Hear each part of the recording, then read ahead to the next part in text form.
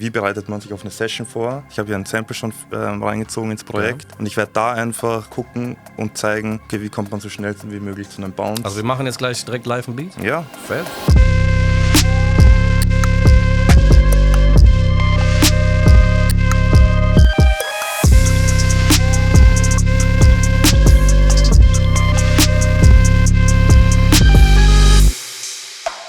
Ihr werdet auf dem Schirm haben, was er schon produziert hat. Lil Skies wüsste ich jetzt beispielsweise, Young Thug hat er produziert, nice Dinger dabei. Von Nikan Lockerste, Holidays, von Loredana habe ich noch auf dem Zettel stehen. Und was wir gleich rausfinden wollen, was Abaya gemeinsam mit Palazzo erörtern soll, ist, wozu braucht man heutzutage in einer komplett digitalen Welt eigentlich noch ein Studio? Zweitens wird es Einblicke in die Workflows von Palazzo als Produzent einfach geben. Es geht um die Arbeit mit FL Studio, um Effekte, um Arrangements, allgemein um Arbeit von Künstlern sicherlich auch, um Sampling, das werden wir gleich alles erleben. Auto Music Studios, ich weiß nicht, ob ihr sie kennt, es gibt mittlerweile 2 in Deutschland. Einmal arbeiten die zusammen mit den DIY Studios in Hamburg. Das sind die Studios, die betrieben werden von Sinch, Typhoon, Pongs und dem Schnichels. Und dann gibt es zweitens eine Kollaboration in Berlin mit dem A Million Camp.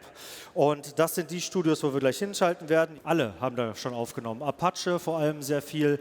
Bowser natürlich, als jemand, der da auch Mitgründer von diesem ganzen großen Universum ist, um A Million drumherum. Aber auch Celine habe ich hier noch stehen, die da unter Vertrag steht. iLiver hat er, glaube ich, aufgenommen.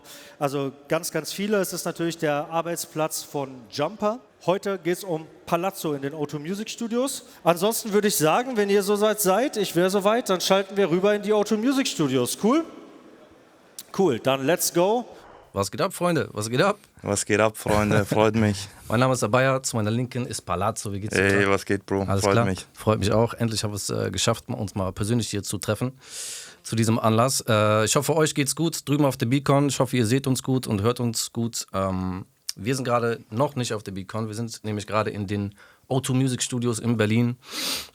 Yes, Sir. Warum sind wir hier? Und zwar, weil Palazzo, das ist ja dein Resident-Studio quasi. Genau, ja. Das ist mein Studio, wo ich meistens arbeite hier in Berlin. Und hier fühle ich mich am wohlsten. Ja, Mann. Die Leute, die Palazzo noch nicht kennen, aber ihr habt bestimmt schon mal Songs gehört, die er mitproduziert oder komplett produziert hat. Aber für die Leute, die dich noch nicht kennen, willst du mal kurz ein bisschen über dich so erzählen oder ein paar Placements sagen, die du schon hattest? Ich komme aus Wien. Ich bin vor 4 Jahren jetzt mittlerweile schon nach Berlin gezogen. Davor war ich sehr viel im US-Markt unterwegs, bin auch sehr viel nach Atlanta gereist, LA. Krass. Und habe dort eben, kam so zu meinen US-Credits. Ich habe für Young Thug, NBA Youngboy, A-Boogie schon einige Songs produziert. Geisteskrank.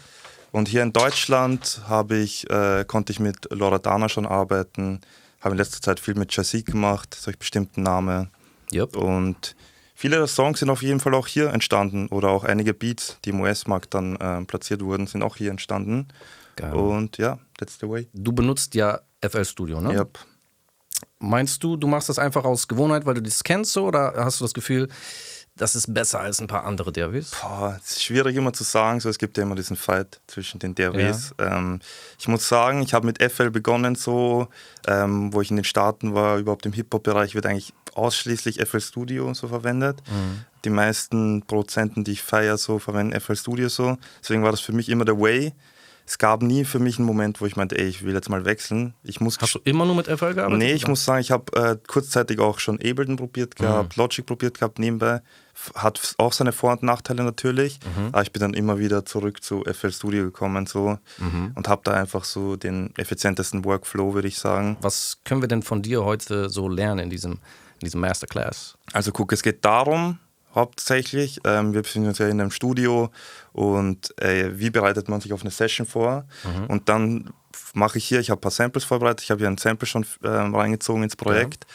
Und ich werde da einfach einen Beat produzieren und gucken und zeigen, okay, wie kommt man so schnell wie möglich zu einem Bounce. Also wir machen jetzt gleich direkt live ein Beat? Ja. Fett. Hast du Unterschiede, wie du dich vorbereitest auf Sessions, wenn du jetzt für dich alleine bist einfach, wenn du ins Studio gehst oder wenn du weißt, okay, jetzt um 16 Uhr habe ich den und den Künstler da, bereitest du dich anders vor? Oder ja, gehst du einfach auf jeden Fall. Also wenn man alleine im Studio ist und einfach nur Beats hinarbeitet, dann geht man einfach Freikopf erstmal ins Studio, breitet sich da aus und macht mal so dann seinen Plan. Aber für Sessions bin ich schon einer von den Typen, der sich echt gerne vorbereitet. So. Ich gucke immer, dass ich am Tag davor zumindest, oder am selben Tag einfach vor der Session nochmal so 10 bis 15 Samples zusammensuche, wo ich mir denke, ey, da könnte ich den Künstler draus passen, so. Vielleicht auch ein paar so out of the box, so. Und dass ich dann direkt schon in die Session reingehe und so ein bisschen confident und auch sage, ey, ich habe hier ein paar Samples vorbereitet. Also wenn du jetzt sagst, okay, der und der Künstler morgen, sagen wir mal, keine Ahnung, morgen kommt Apache ins Studio und ich habe jetzt 15 Samples, wo ich glaube, er könnte drauf passen. Von diesen 15 Samples, wo du denkst, er könnte drauf passen, was meinst du, wie viele er wirklich so picken würde? Weißt du, ich meine? Boah, es ist echt in den meisten Fällen, also es gibt natürlich Ausnahmefällen, aber es ist echt meistens so, habe ich dann so ein System schon entwickelt, dass ich mit dem Künstler durchgehe, die Samples, dann markieren wir alle, die er so feiert, so gelb und dann zwischen denen entscheiden wir dann nochmal und dann machen wir so ein Ausschlussverfahren. Das heißt, es funktioniert eigentlich so gut wie immer. Krass. Nur manchmal ist es dann so, ey, da hast du irgendwie Session mit dem richtigen Straßenrapper, bereitest du richtig dreckige Straßenloops vor und dann kommt er in eine Session und sagt, ey, ich will Pop machen, ich will heute Dancehall machen. Ja, so. Aber auch oft ist es ja so, wenn man jetzt zum Beispiel darüber redet, wenn man Beats wegschickt als Paket oder so, ist es ja oft so, dass, also aus meiner Erfahrung, die Artists meistens die Beats am geilsten finden, die ich am schlechtesten finde. Weißt du, das stimmt auf jeden Fall. Also dann denke ich auch so, wofür habe ich überhaupt diese Intuition? Ne? Also ich muss mich doch darauf verlassen können eigentlich. Aber ich glaube, das ist diese Producer-Krankheit einfach. Ja, das ist doch einfach, wir hören auch Beats ganz anders als andere Leute so und das ist mir schon oft aufgefallen. Das merkt man, finde ich, auch richtig oft. Ich weiß nicht, wenn du zurück in deine Kindheit gehst oder irgendwie so Songs, die du früher richtig mies gefeiert hast, dann hörst du die wieder und denkst du so, boah, was ist das eigentlich für ein Drecksbeat? Was ist das eigentlich für ein Mix? So? Und das Krasse ist, und das wünschte ich mir so manchmal zurück. Ich weiß nicht, ob du das kennst, aber ich wünschte mir manchmal so, ey, ich würde gerne wieder so Musik hören wie ein Nicht-Musikproduzent. So. Wenn ihr ein Sample gepickt habt, du und ein Artist, wie oft lässt du das Sample einfach so und wie oft flippst du das noch, cuttest, stretchst das, pitchst, was auch immer? Ey, eigentlich immer wird das noch geflippt, gecuttet. So. Einfach aus Prinzip oder weil es das braucht? Oft ich versuche immer in einer Session so mit dem Künstler so eng wie möglich zusammenzuarbeiten und ein Sample hat ja immer schon eine vorgegebene PPM, einen vorgegebenen Key und zumindest der wird verändert. So zumindest zu sagen, ey, wir machen das Ganze viel schneller, wir pitchen das runter so, ey, probier dich mal mit Autotune auf, was ist so der Key, der für dich am meisten passt. So, zumindest das wird gemacht so, aber es muss halt meistens in den Sessions schnell gehen und da ist halt nicht wirklich viel Zeit für Experimentieren. Aber wenn man dann noch Zeit hat oder der Künstler schreibt ein bisschen länger, dann gehe ich nochmal auch ein bisschen ins Detail rein und versuche das Sample, okay, vielleicht kann ich es im zweiten Part irgendwie flippen und reverse und hier und da. Wie oft kommt das vor, dass der Artist selber auch so Einfluss auf das Sample oder den Workflow bei einer Produktion nimmt? So? Boah, ich habe das ehrlich gesagt richtig gern sogar, wenn das passiert, so, weil ich finde es immer schwierig, wenn man als Produzent vorne in einer Session sitzt. Sample wurde ausgepickt, ich mache meinen Beat und von hinten kommt gar nichts. So. Auch wenn es voll feiert, so, es kommt gar nichts. Gib mir Feedback einfach. Ja, dann drehe ich mich so um und sage, ey, feierst du das so? Aber deswegen bin ich richtiger Fan davon. Manchen geht das auf die Nerven, aber ich finde das ganz geil, wenn so der Künstler neben dir steht und sagt, ey, jetzt mal hier die Kick so und so. Weil wenn du das machst und es ist geil so, man kann ja trotzdem sich noch immer in der Mitte immer treffen so. Aber dann ist ein Produkt, wo beide happy sind, beide sind confident so. Aber es ist sehr, sehr viel Learning by Doing, besonders bei Sessions oder Beats machen in der Session so. Du kannst noch so viele Beats zu Hause machen, du musst in Sessions gehen, wenn du da am Start sein willst. So. Und es gab Zeiten, wo ich einfach etliche Sessions gemacht habe und da habe ich einfach auch gelernt, okay, wie bin ich am schnellsten und wie mache ich am schnellsten Künstler happy, wie kann ich am schnellsten einfach das ist sehr wichtig, was Geiles, einen Grundbaustein machen, damit der Künstler auch happy ist und sagt, ich hab Bock. Womit würden wir jetzt anfangen? Würden einfach mal ein Sample, hast du schon ein Sample gepickt, ja, ne? Genau, ich habe schon ein Sample gepickt, so, was ich rausgesucht habe. Genau. Können wir jetzt mal vielleicht umschalten auf das Programm? Perfekt. Ey. Da sind wir in meinem FL Studio, die Source wird jetzt gespielt. Ich hoffe, alles klappt. Ich hoffe, ihr habt guten Sound. Scheint alles gut zu sein. Deswegen, das ist das Sample, was ich schon mal vorbereitet habe. Und jetzt gehen wir einfach mal rein. Ich werde versuchen, ein Beat zu machen, hier und da euch Tricks zu zeigen. Genau, alles top, bekomme ich das Feedback, das freut mich. Perfekt. Das ist das Sample erstmal.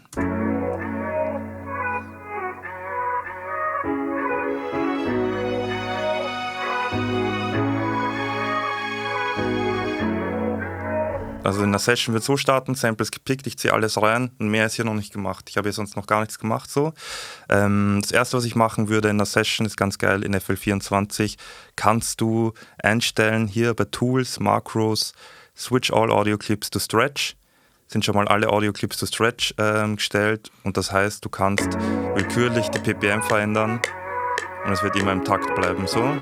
Ist ganz geil, weil davor musste man im FL immer einzeln jede Spur auf Stretch stellen. Jetzt kann man alles auf einmal mit einem Klick. Und das ist natürlich wieder ein effizienter Workflow. Das sind jetzt 4 verschiedene Samples, ne? Genau, das ist einmal. Hast du die aus Das sind die Spuren. Das sind die Spuren von dem Sample. Genau, Ach so, okay. Genau, okay. das ist einmal Piano, haben wir die Strings, haben wir Vocal 1, Vocal 2. Vocals, ja. Genau.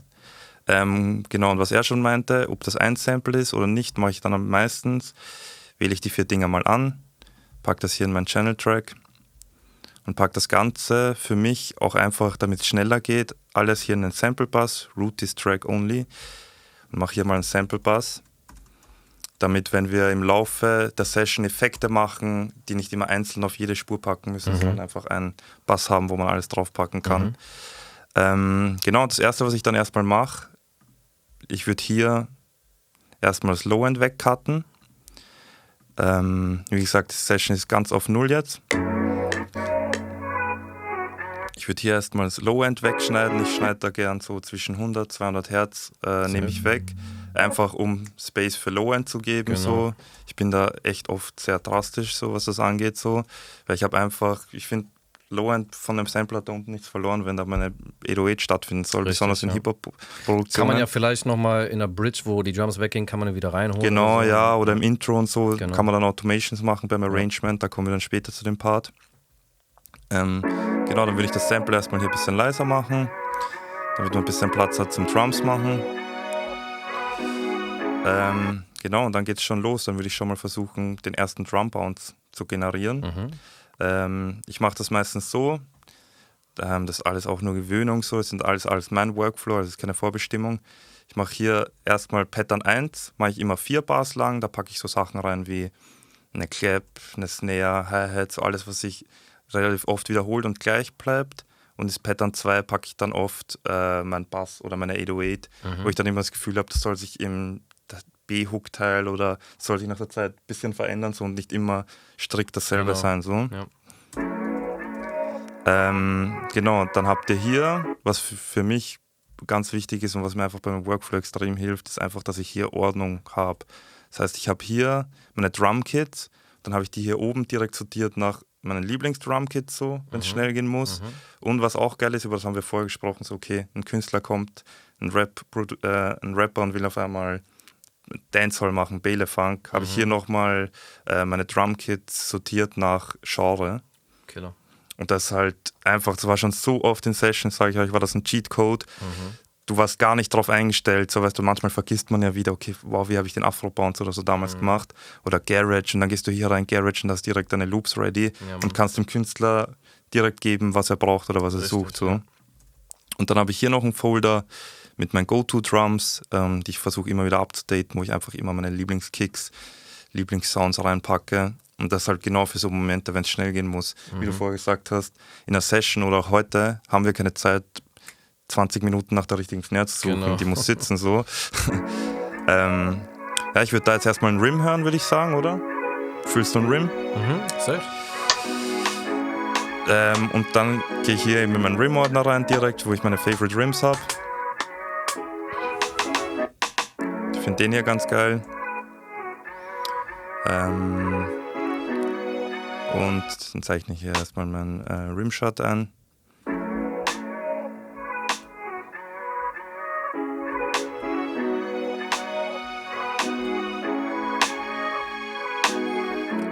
Was auch immer ganz wichtig ist, also ich habe das jetzt in Pattern 2, das muss natürlich in Pattern 1, was auch immer ganz wichtig ist, was ich vielen Leuten immer zeige, die das gar nicht so auf dem Schirm haben, ist nicht nur ein Bass, eine Note oder irgendwelche Samples haben einen Key, auch eine Snare Drums, oder Drums haben auch einen Sehr Key. underrated, seine Drums zu tunen, ja. Richtig underrated, und das sollte man wirklich machen. Wenn man das einmal beginnt zu machen, wird zwar schnell anstrengend, weil man dann echt immer zu genau hört, Genau. aber es verändert so viel Auf teilweise. jeden Fall.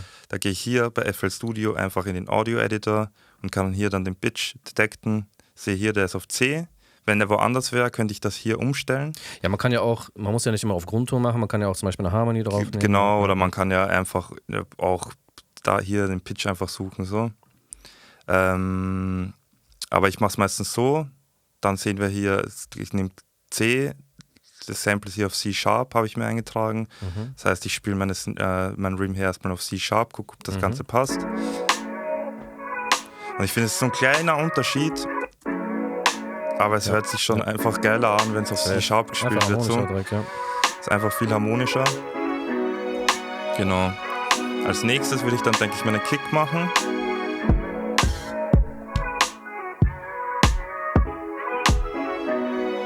Finde ich hier diese Freak-Kick ganz geil.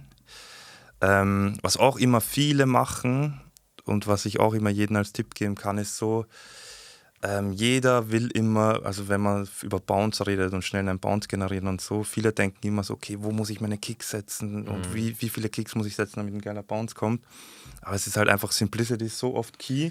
Bro, Dankeschön. Und für mich ist es so, ich habe über die Jahre gelernt so, nicht wo setze ich die Kick, sondern wo setze ich sie nicht. So, weißt du, wo sie normal kommen wird. So. Ja. Das ist so key. Manchmal macht es ein Beat härter, wenn da die Kick nicht kommt. Ich checke wieder den Pitch, gucke, hier sind wir jetzt auf A, dann mache ich das in FL so, dass ich die hier auf A pitche und dann gehe ich in die Piano Roll und spiele das Ganze dann auf C-Sharp und habe direkt die Kick in der richtigen Harmonie. Guck, und was du meintest, viele würden jetzt hier den hier machen. So, also. Aber den kannst du machen, aber dann musst du danach eine Bar Pause lassen, weißt du, ich meine? Ja. That's not it oft so, weißt du, so geile Pausen, einfach so. Ja. Lass den Beat atmen, lass den überhaupt in der Session, ist das so wichtig, so.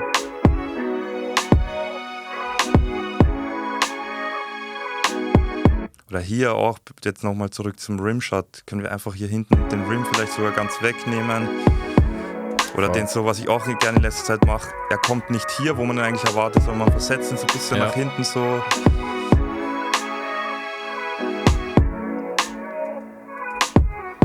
Womit ich auch gerne spiele und einen Drum Bounce erzeuge, ist so, viele suchen immer diese eine Snare, diese eine Kick, diese eine Hi-Hat. Was ich oft mache, ich habe 2 Kick-Samples, die sich abwechseln oder 2 Bass-Samples, die sich abwechseln oder 2 Hi-Hat-Samples, die sich abwechseln. So. Und da geht es gar nicht darum, ich habe jetzt ein fettes Hi-Hat-Layer und packe noch ein Hi-Hat-Layer, drunter noch ein Hi-Hat-Layer, sondern hier kommt mal eine Hi-Hat von dem Sound, dann kommt hier mal eine Hi-Hat von dem Sound, dann kommt hier mal eine Hi-Hat von dem Sound. Und zum Beispiel, das könnte man hier auch machen, weil ich vorher gesagt habe, ich höre hier so 2000er Bounce.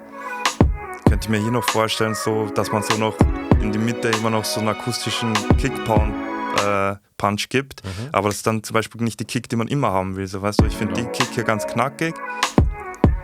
Für sowas, wenn es wieder schnell gehen muss, gehe ich hier rein dann in AJ Sounds. Der hat ganz geile so akustische R&B Sounds.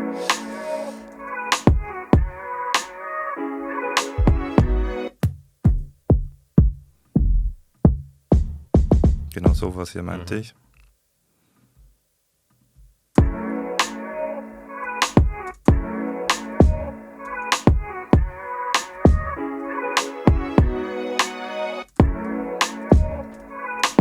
Und einfach, es passiert nicht viel, es sind nicht viele Drums, aber so, besonders weil wir über Session reden, der Künstler checkt jetzt schon, der hat jetzt schon so seinen Groove, weiß, okay, man könnte hier drauf jetzt schon recorden oder zumindest Toplines machen oder mal 100%. Den Vibe catchen so. Und jeder checkt schon, okay, wohin geht das so relativ schnell mit 3 Sounds.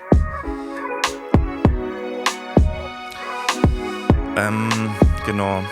Was mir auch noch wichtig ist, was auch, wenn wir hier über effizienten Workflow reden, ich bin richtig strikt, so was Benennen geht. Da bist du dir selbst dankbar im Nachhinein, in einer Session bist du dir dankbar, wenn der Künstler von hinten reinschaut, mach mal die Snare aus oder so und du musst suchen, und hier steht Badit, ich habe keine Ahnung, was das ist, sowas, was ich meine. Und der Mixing-Ingenieur, sind bestimmt viele am Start auch heute, wird es dir auch sehr danken, wenn alles richtig benannt ist. So. Genau. Dann würde ich das Ganze schon mal hier wieder reinpacken. Genau, hier hätte ich einen ganz geilen Trick für euch, wenn wir jetzt in die 808 drüber gehen, den noch nicht so viele vielleicht kennen, aber viele Leute haben sich schon gefreut, wenn ich den gezeigt habe. Und zwar packe ich hier auf meinen Sample Pass vor meinen Equalizer, packe ich Melodyne, recorde das ganze Sample einmal.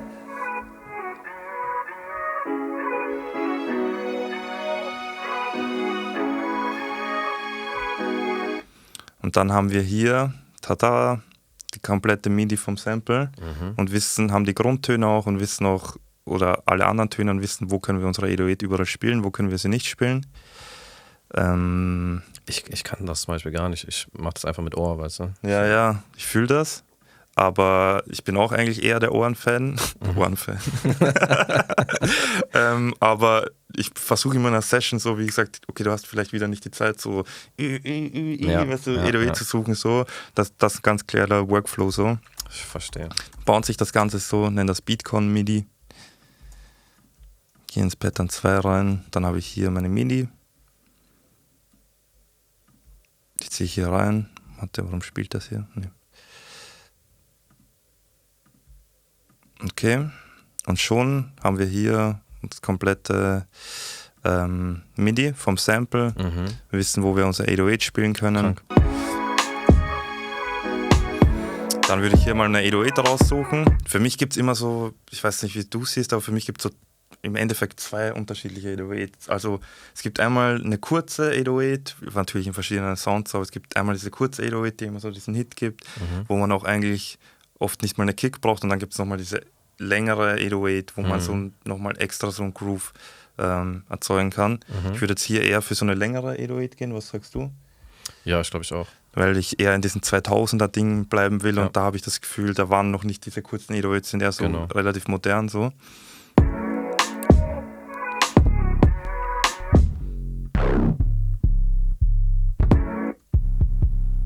Zum Beispiel die hier finde ich ganz geil. Was auch viele Leute unterschätzen so, ist einfach im Fruity Sampler direkt die 808 zu bearbeiten. Richtig viele große Produzenten, denen ihre Secret ist einfach hier die 808 zu bearbeiten. Ist erstens geil, du hast eine 808, die niemand genau so hat, und auch wenn du jedes Mal dieselben 5 808s verwendest, hat sie jedes Mal einen anderen Sound so.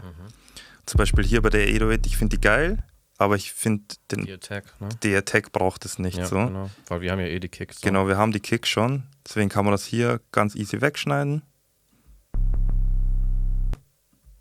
Genau, am besten so, dass es nicht klippt. Genau, auf der Linie am besten. Genau, ja. Und dann gibt es hier der Lieblingssnob vieler Producer. Falls ihr den noch nicht kennt, wird es ab jetzt euer Lieblingssnob. Und zwar kann man hier die 808 boosten. Oh no, was hast du gemacht? Jetzt geht's los, Leute. Ja. Und zwar hier booste ich dann immer gerne meine 808 ein bisschen so, weil es kann ja hier jetzt lauter sein, weil die Attack ist weg. Und dann gehe ich hier nochmal rein. Kann Quick Fade-Out machen, dass die 808 so ein bisschen endet. Dann hier ziehe ich immer meine Attack und Release runter, dass die 808 auch wirklich immer nur dann spielt, wenn ich sie einzeichne und nicht immer sich loopt. Ja. Damit man auch wirklich so seinen eigenen Groove machen kann. Genau, dann gehe ich hier rein und dann würde ich sagen, mache ich einfach mal frei drauf los.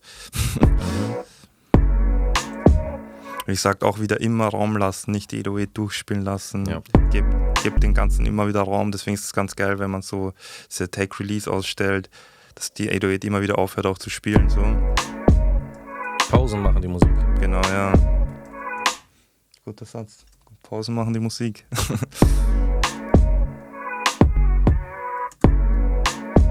Was hier zum Beispiel geil ist, wenn wir hier sagen, ey, ich will die woanders spielen, so, gehe ich hier rauf und ich weiß sofort, ohne lang zu überlegen, lang zu suchen in der Session, so, ey, ich kann die auf E spielen, so, weißt du. Hier am Ende, guck, hier haben wir ein bisschen Platz und hier kann man dann noch irgendwie was Spezielleres machen. Was ich gerne zum Beispiel mache, ist so keine Drumroll, aber so so einen leichten Stutter-Effekt finde ich immer ganz geil, wenn man die dann so wirklich so ganz kurz zieht, geht man hier ein bisschen runter, macht die dann so. Geil. So, und weil wir hier im Pattern 2 sind, geht das Ganze nicht 4 Bars, sondern 8 Bars, weil ich eben im B-Teil von der Hook immer so ein bisschen Veränderung haben will, besonders bei meinem Bass so, dass er nicht immer dasselbe spielt so, und das sind manchmal so einfache Tricks. Ja, natürlich hier und da was adden, aber ich finde auch ganz geil, einfach so hier zum Beispiel die 808 dann eine Oktave höher zu spielen und dann hier am Ende vielleicht noch ein bisschen verrückter gehen so. Safe. Das ist geil, dass man so 8 Bars hören kann und immer wieder was Neues entdecken kann. Weißt du, wo das Ohr ein bisschen erfrischt wird. So, ja. Und was ich auch oft merke bei Songs, wenn so eine 808-Roll oder irgendwas so nach 8 Bars erst kommt, dann wartet man richtig wieder immer drauf, so aufs Ohr, und nicht so, wenn die ganze Zeit kommen wird. So, ein Goodie. Genau, hier würde ich vielleicht noch, guck, hier kann man dann wieder gucken, gehen wir wieder hierher, gehen eine Oktave hoch, okay, nur mit der einen. Und können hier sehen, ich kann die hier auf B auch spielen, so spiele die dann hier auf B. Hier gehen wir hier wieder zurück. Und schon haben wir so ein bisschen Unterschied da hinten. Geiler Bounce. Genau. Würde ich hier 808 wieder benennen. Ich bin da relativ strikt. Aber ich sag's euch, fangt damit an, damit an, Ordnung bei euch reinzubringen in alle eure Projekte, in alle eure Drumkits. Es macht den Workflow so krass viel schneller. Ja. Das ist so der Major-Tipp von heute für effizienten Workflow von mir. Macht Ordnung, nummeriert eure Drumkits, packt die in Genre-Ordner, markiert auch irgendwie eure Favorite Drums. Ich würde jetzt hier, wie gesagt, noch für den Main Bounce, damit das Ganze schnell geht, würde ich noch einen Shaker hinzufügen. Hier wieder schnell, okay, gehe ich rein bei Genre, was wird Shaker haben? Afro. Afro Essential Kit. Suchst du direkt nach einem Loop jetzt oder was? Nee, aber einfach so, wo finde ich am schnellsten Shaker? Okay, bei Afro wahrscheinlich so arbeitet mein Kopf.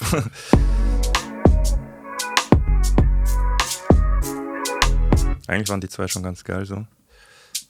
Hörst du was so Durchgehendes oder so Akzente einfach? Nee, ich würde eher so was also so einen eigenen Rhythmus nochmal dazu spielen, oder? Genau.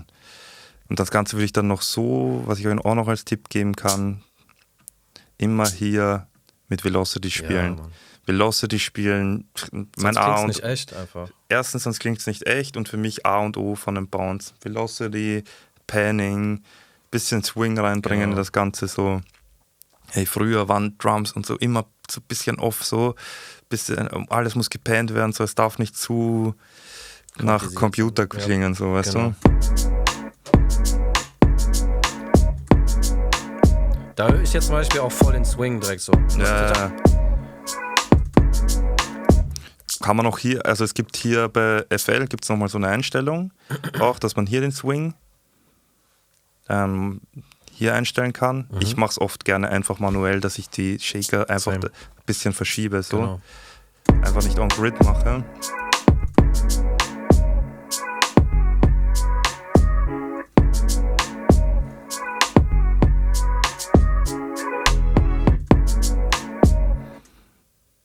Probieren das Ganze, wir müssen hier ein bisschen Gas geben, dass ich euch noch, also hier, da habe ich ja auch zwei Shaker, was ich euch noch kurz zeigen kann, dass man immer wieder einen anderen Sound reinkommen lässt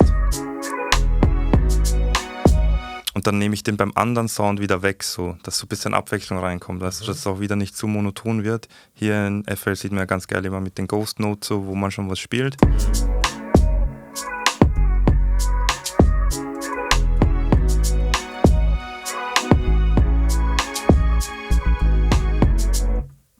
Genau, dann packe ich das alles hier rein wieder.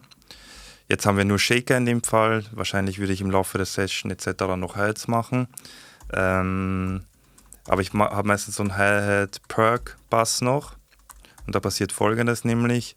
Das mache ich echt eigentlich fast jedes Mal. Zuerst mal packe ich da drauf Lil Radiator für so ein bisschen Saturation noch. Wieder ein bisschen Hi dem Ganzen geben. Das Ganze ganz geil durch den Mix sticht.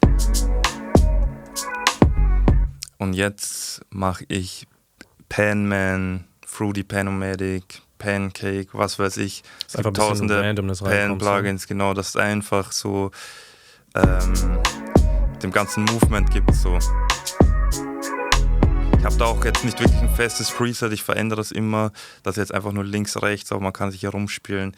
Das ist Shaker dreimal rechts spielen, ich spiele zweimal links, hier, da und ein ganz bisschen Bounce. Klar, man kann sich damit stundenlang befassen mit Panning, so, ne? Genau, aber wenn es schnell gehen soll, muss man halt auch mal auf so ein Plugin und auch für eine Session sind wir wieder beim Workflow. Genau. Hier, ich habe hier User, Head, Palazzo, so dass du auch immer so deine Presets schon ready hast, so wenn was schnell klingen muss. Man kann ja immer noch nach einer Session zu Hause so Sounds ändern. Ich will hier eine effektiertere Snare oder so. Kann man ja alles zu Hause noch machen, aber es muss halt in der Session oft schnell gehen. Ich würde jetzt noch ganz kurz Arrangement machen, oder? Noch ganz kurz vielleicht euch zeigen, wie ich das Ganze jetzt in der Session schnell arrangen würde. Genau, ich würde das Ganze erstmal so. Kleines Intro. Dann, ich mache bei meinen Beats immer am Anfang eine Hook, Part, Bridge, dann wieder zweite Hook, in der zweiten Hook vielleicht noch was hinzufügen. Auch wenn ich Beats rausschicke, es gibt viele Songs, die starten noch gar nicht mit der Hook, aber dann hat der Künstler alles, was er braucht und kann sich dann Worst Case mit seinem Engineer oder selbst zerschneiden, so wie er es will. So. Hauptsache er hat von allem so ein bisschen was.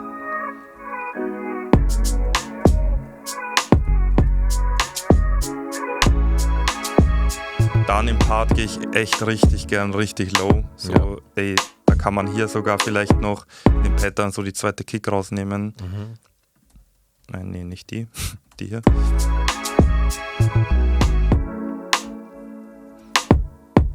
Dass es wirklich atmen kann. Dass der Künstler Freiraum hat, verschiedene Flows ausprobieren kann, auch wenn er toplined. Danach würde ich noch eine kleine Bridge machen.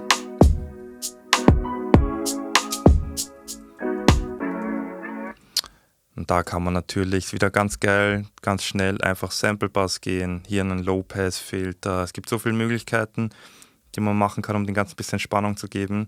Ich verwende zurzeit gerne den Storage-Filter von Slate Digital, von Scott Storch. Ich glaube, ist relativ neu. Aber hier ist halt ganz geil, hier hast du nicht nur diesen Low-Pass-Filter, hier hast du auch Reverb, Chorus, Saturation, Spread, Phasing direkt drinnen. Das heißt, so Multi-Effekt direkt. Nice. Und es ist halt auch wieder perfekt, wenn es schnell gehen muss. Genau. Das gibst du hier durch die Presets. Hier Landing on Earth, klingt ganz geil. Passt auch für Scott Storch, glaube ich. Ja, Mann. So, und wie ich meine Automation-Clips create, kann ich euch noch schnell zeigen, um so schnell wie möglich. In Fruity Loops, damit das nicht über den ganzen Song geht, gibt es einen kleinen Cheatcode. Ihr markiert einfach den Part, den ihr automated haben wollt. Zieht das Ganze auf 0, weil es soll ja immer auf 0 sein. Und dann klicke ich hier, Create Automation Clip.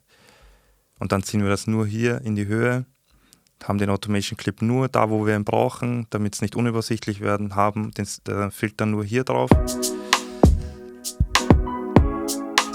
Hier sieht man es dann auch nochmal. Und ab hier ist er dann auf 100%. Danach wird natürlich wieder Hook kommen. Was Kleines kann ich auch noch zeigen. Eine andere Richtung, wie man auch noch eine Automation machen kann.